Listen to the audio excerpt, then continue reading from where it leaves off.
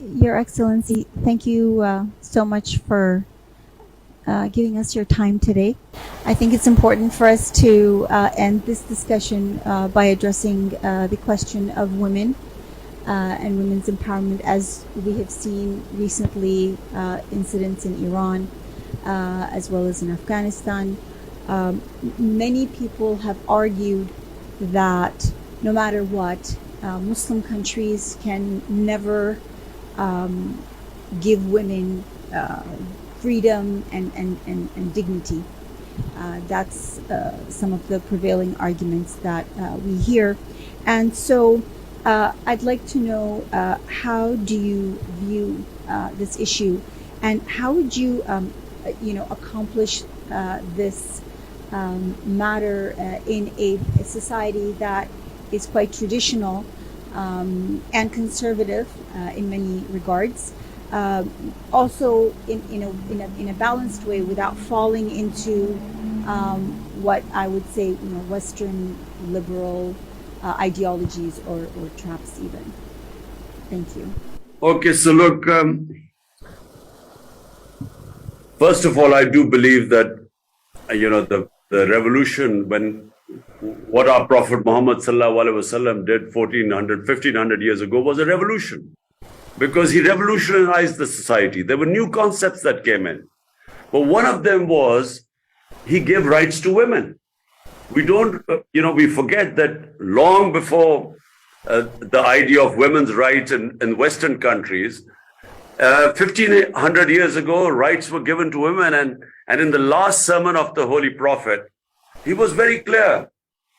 He said, men have rights over women as women have rights over men. So the concept and dignity, of women. So in Muslim societies, if you look at Muslim societies, yes, sometimes when the idea, the whole idea of parda is such, which I feel that we haven't done enough ijtihad on, enough debate on it. But the whole idea of parda for me was protecting the family system, because Islam was very clear that the basis of human society is the family system. So in protecting the family system, the concept of parda came. But unfortunately, we never developed these concepts so that we can protect our family system as well as not stop the potential of our women to grow. And Muslim societies are still developing these concepts. Unfortunately, we have two extremes right now. On one side, we have women who are in the name of parda banned from public life. On the other hand, we have the Western liberal ideas about women, women's liberation. So I believe that Islam is what we call the middle way. Islam is not a religion of extremes. It says in the Quran, it's a religion of the middle way. But we haven't developed that middle way because there has not been enough research and not enough of debate in Muslim societies of finding that middle way.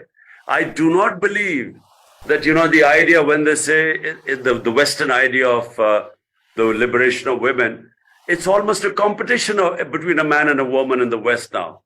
I don't think Islam is much more the idea of a complementary relationship between a man and a woman. And I think that in Pakistan, in our conservative societies, I think gradually we are finding our way. But one thing that should not happen is, there's a clear verse in the Quran that there is no coercion in religion. You can't force people into religion. So when you do that, it doesn't, human beings have to be, the heart and the mind has to be won over. You can't force human beings through, through force to follow religious edicts. And it creates problems. It will always create problems. So I'm one of those who believes that it's through dialogue, through debate, through making people understand the true teachings of our Holy Prophet, sallallahu alaihi wasallam. I think that's the way you win over people, but not by force.